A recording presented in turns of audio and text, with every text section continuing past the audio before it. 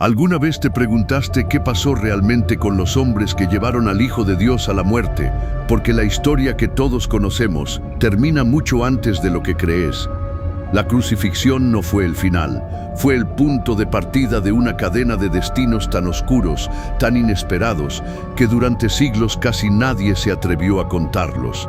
Y cuando uno observa lo que ocurrió después, uno se hace una pregunta inevitable. ¿Fue simple coincidencia? ¿O algo mucho más grande actuó en silencio?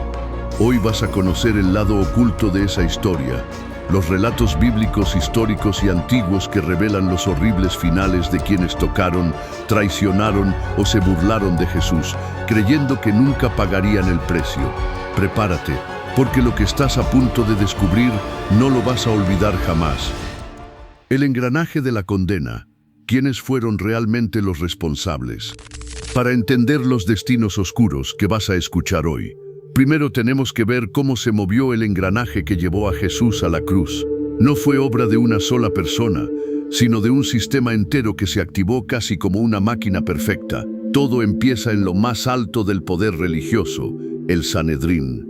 Allí estaban Caifás, el sumo sacerdote de aquel año, y Anás, su suegro, la verdadera fuerza detrás del trono.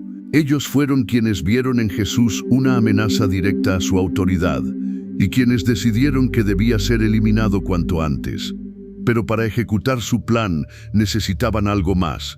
Necesitaban a alguien que conociera cada movimiento de Jesús. Y ahí aparece Judas Iscariote, el discípulo que abrió la puerta desde adentro.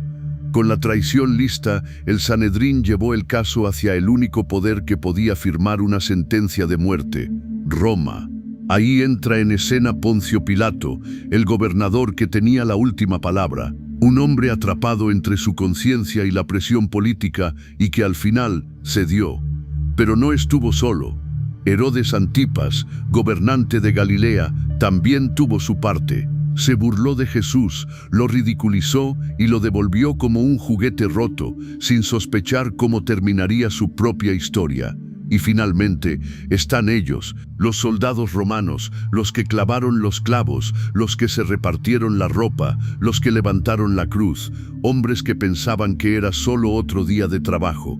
Pero para muchos de ellos, ese día sería el inicio de una sombra que nunca más podrían quitarse. Todos estos personajes, religiosos, políticos, traidores y ejecutores, formaron la cadena del destino. Pero lo más inquietante es esto: sus historias no terminan en los evangelios. De hecho, ahí es donde recién empiezan los hechos más aterradores. Judas Iscariote, el hombre que vendió a la verdad. La cadena del destino comienza con él. El hombre que caminó con la verdad, la escuchó, la vio, la tocó y aún así la vendió. Judas Iscariote no fue un extraño, fue parte del círculo íntimo. Alguien en quien Jesús confió, alguien que compartió el pan, el camino, los secretos del reino. Pero en algún momento, por razones que todavía hoy dividen a teólogos y estudiosos, la ambición, el enojo o la desilusión lo empujaron a tomar la peor decisión de su vida.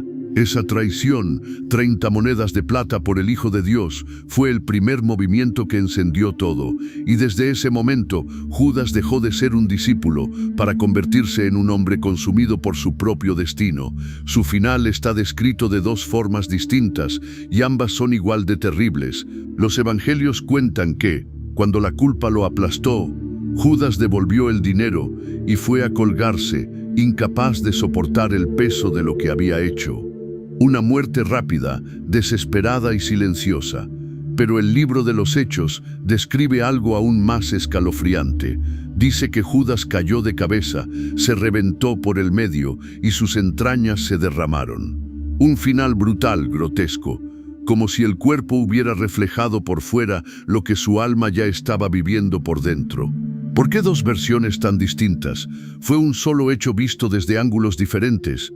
¿O será que la tradición quiso mostrar que la traición más grande de la historia no podía tener una muerte simple? Pero aquí viene lo más inquietante, porque hay textos antiguos escritos por los primeros cristianos que van mucho más allá.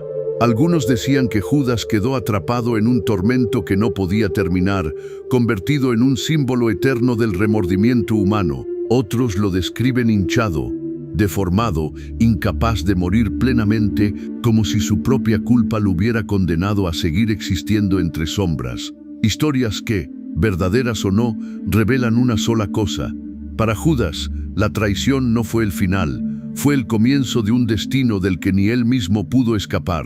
Si esta historia te está sorprendiendo, quédate, porque lo que viene es aún más revelador. Caifás y Anás, los sumos sacerdotes que silenciaron la luz. Si Judas encendió la chispa, Caifás y Anás fueron quienes dieron la orden de convertirla en fuego. Ambos no solo eran sumos sacerdotes, eran la élite religiosa de Jerusalén, los guardianes del templo, la voz suprema de la ley. Ninguna decisión importante se tomaba sin ellos.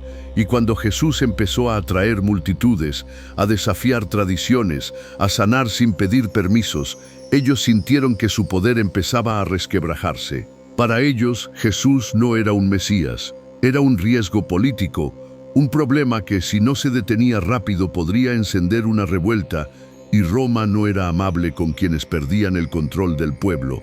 Por eso Caifás tomó la decisión más calculada de su vida. Es mejor que un solo hombre muera y no que toda la nación perezca, una sentencia que selló su destino mucho más de lo que imaginaba. Después de la crucifixión, algo extraño ocurrió. El hombre que parecía tenerlo todo bajo control fue removido de su cargo en cuestión de meses. Una caída repentina, inesperada, casi humillante para alguien que había reinado con tanta autoridad. Su familia, que había dominado el templo por generaciones, comenzó a perder poder como agua entre los dedos. Anás, su suegro, el verdadero cerebro detrás de las decisiones políticas, vio cómo su influencia se desmoronaba. Los historiadores mencionan tensiones, conflictos internos y una pérdida progresiva de respeto entre los líderes judíos. Y no solo eso, algunos relatos antiguos hablan del exilio de Caifás, de un final triste, lejos del templo que algún día gobernó. Un hombre que lo tuvo todo, terminando como una sombra, olvidado, desplazado, sin la gloria que tanto defendió. Otros documentos, mencionados por escritores cristianos primitivos, insinúan que su muerte fue abrupta y marcada por desgracias familiares, casi como si la historia misma le hubiera devuelto la sentencia que él pronunció contra Jesús. Pero lo más inquietante de todo es esto: la dinastía que todos creían invencible, cayó como un castillo de arena, y nadie, ni siquiera sus enemigos, entendió cómo pudo derrumbarse tan rápido. Pilato, el gobernador que intentó lavarse las manos del destino. Pilato, un nombre que quedó sellado para siempre en la historia, un hombre que según los evangelios no quería condenar a Jesús, un hombre que buscó salidas, excusas, alternativas, pero que terminó cediendo ante la presión de una multitud encendida. Y aquí aparece la primera gran ironía, porque mientras muchos lo imaginan como un villano decidido, la historia real muestra a un gobernador atrapado en un dilema imposible. Roma lo vigilaba, Judea ardía en tensiones políticas, y un disturbio más podía costarle su posición, incluso su vida. Por eso intenta todo, desde ofrecer la liberación de un prisionero, hasta insistir una y otra vez en que no encontraba ninguna culpa en Jesús. Pero al final, la presión lo supera, las voces gritan, el caos amenaza, y Pilato cede, sellando el destino del Hijo de Dios. Cuando se lava las manos, piensa que puede escapar de la responsabilidad. Cree que ese gesto lo salvará del peso moral. Pero nada podría estar más lejos de la verdad. Porque cuando miramos los relatos extrabíblicos, aparece una historia aún más oscura. Pilato no escapó de las consecuencias, no logró lavarse de aquello que había permitido. Poco después, su gobierno en Judea se derrumba. Acusaciones, conflictos y escándalos comienzan a acumularse. Roma decide removerlo. El hombre más poderoso de la provincia se convierte en un funcionario caído en desgracia. Las crónicas antiguas sugieren que fue exiliado, enviado a la región de la Galia. Otros textos incluso mencionan que, consumido por la culpa y la presión política, terminó quitándose la vida.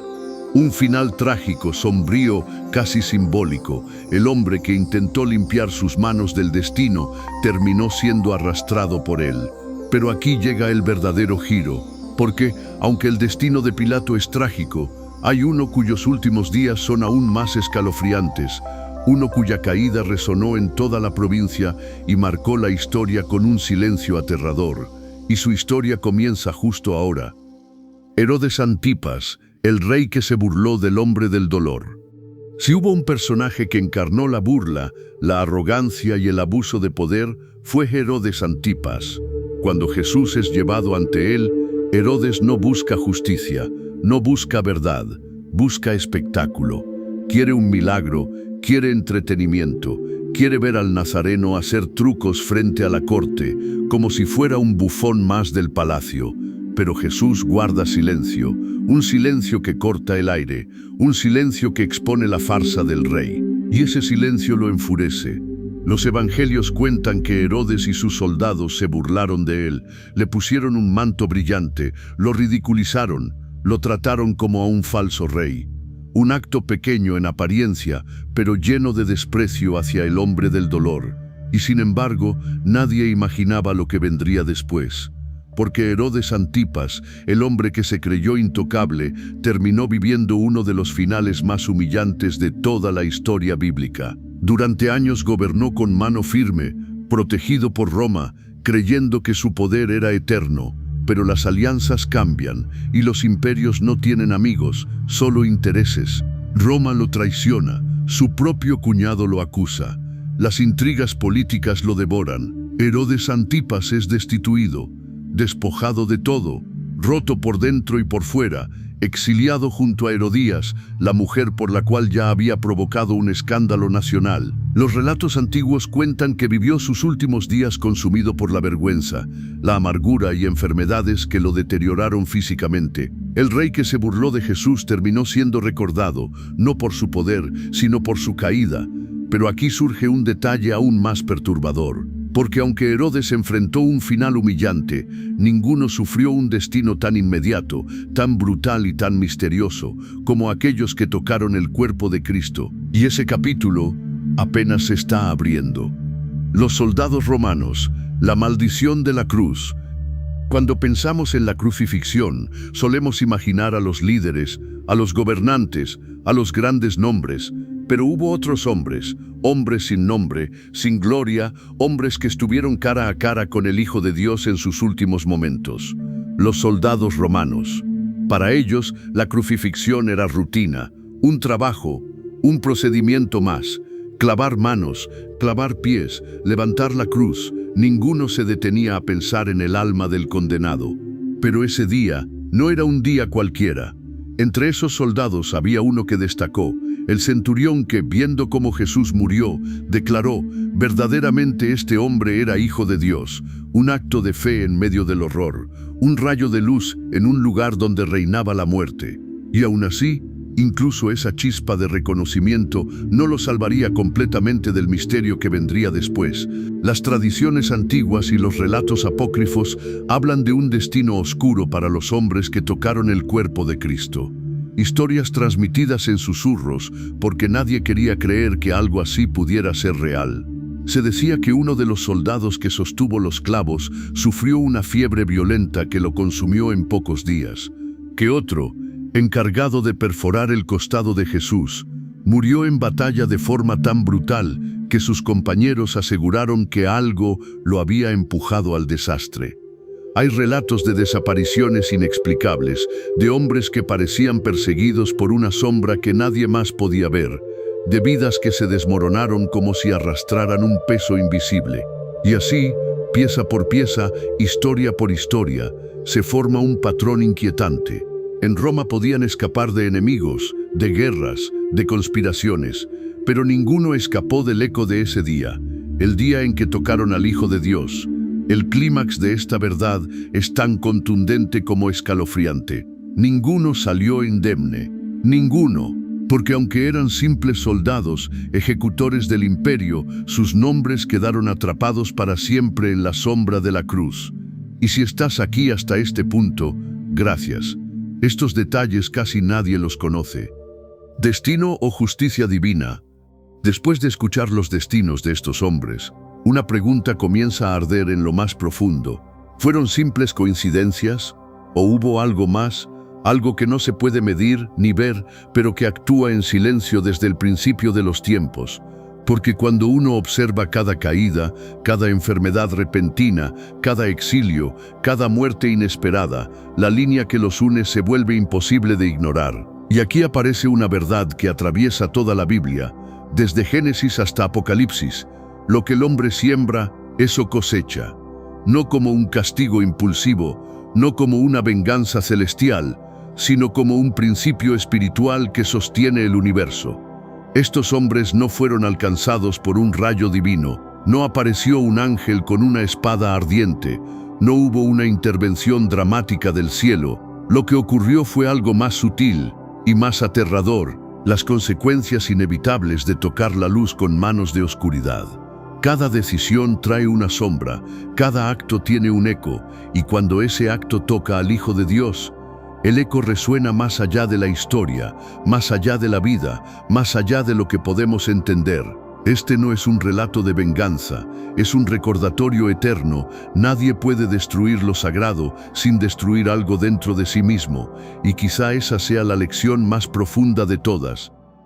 A lo largo de toda esta historia, vimos destinos oscuros, caídas inesperadas y finales que nadie hubiese imaginado.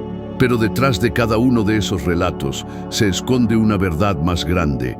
La muerte de Jesús no fue el final, fue el comienzo.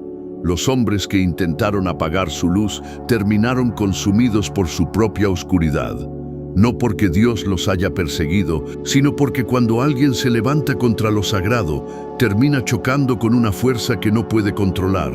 Y esa es la recompensa espiritual de este momento. Entender que la luz siempre vuelve, que la verdad no puede ser silenciada, que la historia puede intentar enterrar lo divino, pero lo divino siempre encuentra la forma de resurgir. Incluso hoy, 2000 años después, seguimos hablando de él. Su mensaje sigue transformando vidas, restaurando corazones, levantando personas que creían haberlo perdido todo, porque cuando tocas lo sagrado para destruirlo, te encuentras con una fuerza que no se puede derrotar. Y al final, esa fuerza habla más fuerte que cualquier imperio, cualquier espada y cualquier traición. Antes de irte, quiero invitarte a ser parte de esta comunidad. Déjame tu comentario. ¿Crees que lo que vimos hoy fue destino o justicia divina? Tu opinión puede abrir un debate increíble. Suscríbete al canal si querés seguir explorando las revelaciones ocultas de la Biblia y del mundo espiritual. Cada semana subo contenido que te hace pensar y que puede cambiarte la vida. Y si quieres seguir profundizando, te dejo aquí otro video que preparé para vos.